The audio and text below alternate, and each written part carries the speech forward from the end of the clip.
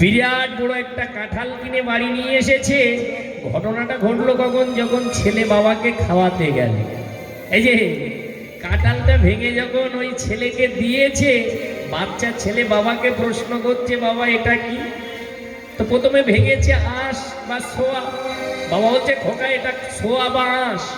ছেলে বলছে, বাবা গোল গোল এটা কি? বাবা বলে, খোকা এটা কুয়া বা কোষ। ও কুয়া।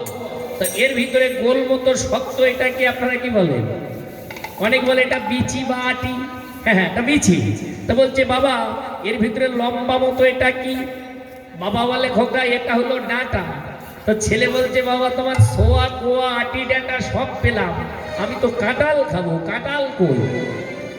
বাচ্চা ছেলে বলছে, সোয়া কোয়া আটি ডাঁটা সব পেলাম, আমি কাঁঠাল খাবো, কাঁঠাল কই? বাবা বলছে, খোকা হোসনা বেশামা, এই সোয়া কোয়া আটি ডাঁটা, সোয়া কোয়া আটি ডাঁটা সব কয়টি মাল একত্রিত করে রাখলে হয় গোটা একটা কাঁঠাল। সোয়া কোয়া আটি ডাঁটা সব কয়টি মাল একত্রিত করে রাখলে হয় যেমন গোটা একটা কাঁঠাল। শিব, দুর্গা, লক্ষ্মী, সরস্বতী, কার্তিক, গণেশ যত দেব দেবতা একসঙ্গে মিক্সড করে আমার মধুমাখা হরি কি নাম। তাই আমার মহাপ্রভু বললেন, দেখো নামে নেছি, নামে নেছি,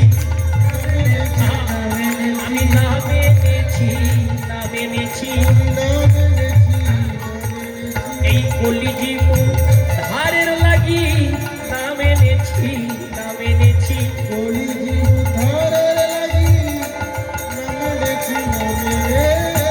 সেই মহাপ্রভু নদিয়ার মাঝে এসে আজ দেখো সেই গোষ্ঠলীলার ভাবে ভাবিত হয়ে আজ মহাপ্রভু যাকে দেখে তাকে ডাকছে, একবার আই ধবলি,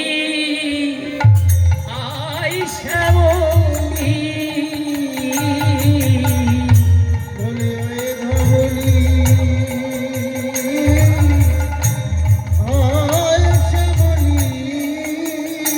ওরে আমি কতদিন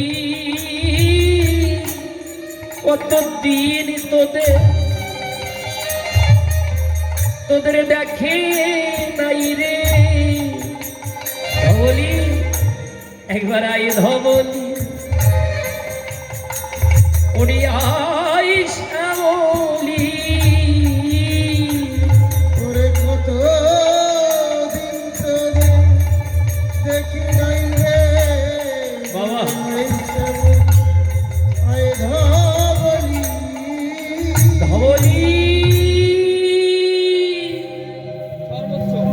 শ্যামলি, আমি কতদিন তোদের দেখে নাই, একবার আয়। এই মনটা এদিকে রাখুন, ওরা যা করে করুক, আমি কতদিন তোদের দেখে নাই, একবার আয়। আজকে মহাপ্রভু ধবলি শ্যামলি বলে ডাকছেন। দাদা কথাটা একটু আস্তে আস্তে বলতে হবে, হরিবল জনিধা। মহাপ্রভু ধবলি শ্যামলি বলে কাদের ডাকছে? এই ধবলি শ্যামলি কারা? একটু মন দিয়ে লীলাটা শ্রবণ করুন। দ্বাপর যুগে ভগবান শ্রীকৃষ্ণ যে ধেনুবর্ষ চয়ন করলেন, যতন করে কারো নাম রাখলো ধবলি, কারো নাম শ্যামলি, কারো নাম অলি, কারো নাম পিয়ালি। এটা দ্বাপর যুগে কৃষ্ণ লীলায় ভগবান শ্রীকৃষ্ণের ধেনুবর্ষর নাম ধবলি শ্যামলি। আজকে আমার মহাপ্রভু কাদের ধবলি শ্যামলি বলছে? কলিযুগে। তাহলে আমাদের জানতে হবে মহাপ্রভু গৌর হরি কে, তাহলে বোঝা যাবে কেন তিনি ধবলি শ্যামলি বলে ডাকছে। এই মহাপ্রভু অন্য কেউ নয়, গৌর হরি অন্য কেউ নয়। বৃন্দাবনের রাধা কৃষ্ণ দুই দেহ এক হয়ে নদিয়ার মাঝে এসে গৌর হয়েছে। বৃন্দাবনে রাধা কৃষ্ণ দুজন ছিল, এই দুজন মিশে এক হয়ে নদিয়ায় এসে গৌর হলো। কেন হলো? বৃন্দাবনে তো ছিল ভালো, ও কেন এক হয়ে এসে গৌর হলো? কেন গৌর হলো জানেন? কৃষ্ণ কেন গৌর হলো, রাইকান্তি অঙ্গে ধারণ করলো, কথাটা একটুখানি শ্রবণ করেন। একদিন কৃষ্ণ বৃন্দাবনে ব্রজগোপীদেরকে প্রশ্ন করছে, গোপীগণ, হে ব্রজ ললনগণ, হে ব্রজ সুন্দরীগণ, হে ব্রজ কুমারীগণ, তোমাদের কাছে একটা প্রশ্ন করি। তো ব্রজ গোপীগণ বলছে, গোবিন্দ তুমি ভগবান, তুমি প্রশ্ন করবে আর আমি তোমরা উত্তর কি করে দেব? তারা বলছে, গোপীগণ শোনো, আমার প্রশ্নের উত্তরটা তোমাদের কাছে আছে। তো বলছে, ভগবান তোমার প্রশ্নের উত্তর যদি আমাদের কাছে থাকে তাহলে আমরা বলবো, বলো তোমার প্রশ্নটা কি? তো কৃষ্ণ বলছে, দেখো গোপীগণ, এই পৃথিবীতে আমাকে লক্ষ লক্ষ ভক্ত দিবানিশি নয়ন জলে ভেসে ভেসে ডাকে। লক্ষ লক্ষ কোটি কোটি ভক্ত আমাকে দিবানিশি নয়ন জলে ভাসছে, কাঁদছে আর ডাকছে, আমি তাদের কাছে যাই না। এই যে, কিন্তু তোমরা যদি একবার আমাকে ডাকো, কিন্তু গোপীগণ তোমরা যদি একবার আমাকে ডাকো, আমি মন্ত্রমুগ্ধ ফণির নাই তোমাদের কাছে ছুটে আসি। আর কি আছে গো তোমাদের কাছে, আর কি দিয়ে তোমরা আমাকে ডাকো? গোপীগণ বলে, হে গোবিন্দ, এমন প্রশ্ন করেছো যার উত্তর আছে ওটা কিন্তু দেওয়া যায় না। বলে, সে কি কথা, উত্তর আছে দেওয়া যায় না? বলছে, হ্যাঁ উত্তর আছে দেওয়া যায় না, তবে উদাহরণ দিয়ে বুঝাই দিতে পারবো। আচ্ছা সেটাই বলো দেখি। তো ব্রজগোপীগণ উদাহরণ দিয়ে বোঝাচ্ছে কৃষ্ণকে, দেখো গোবিন্দ, এই জগতের বাবা মায়ের একটা মাত্র ছেলে, ছোট বাচ্চা ছেলে একদিন মাকে যেয়ে জড়াইয়ে ধরেছে, মা তুমি আমাকে ভালোবাসো? তো বাচ্চা ছেলে মাকে জড়াই ধরে যখন বলছে, মা তুমি আমাকে ভালোবাসো, মা ছেলেকে ধরে বলে, খোকারে বাবারে মনারে, আমি তোকে অনেক ভালোবাসি, তোকে আমি ভীষণ ভালোবাসি, আমি তোকে ভীষণ ভালোবাসি, অনেক ভালোবাসি।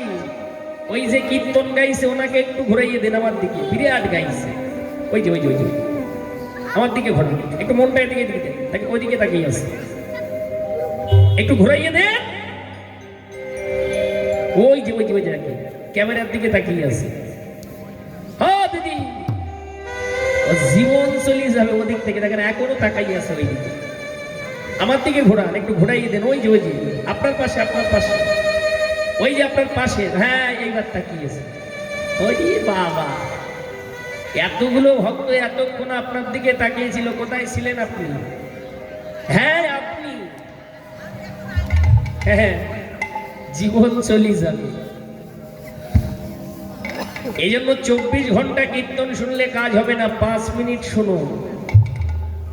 আর ওই 5 মিনিটের কথা নিজের মাইন্ডের কাছে, নিজের বিবেকের কাছে প্রশ্ন করুন।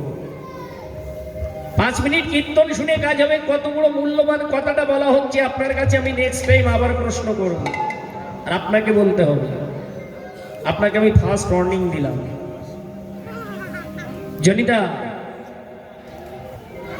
তো বাবা, খোকারে বাবারে মনারে, আমি তোকে অনেক ভালোবাসি, ভীষণ ভালোবাসি। তো ছেলে বলছে, মা তুমি আমাকে কত ভালোবাসো, একটু মেপে দেখাইয়ে দাও তো, যে তোমার ভালোবাসায় 1 কেজি গ্রাম কি 500 গ্রাম কি 200 গ্রাম, নাহলে একটু সিনিয়ারি করে এঁকে দেখাইয়ে দাও তো, যে তোমার ভালোবাসা লাল নীল কি সাদা হলুদ। মা বলছে, খোকারে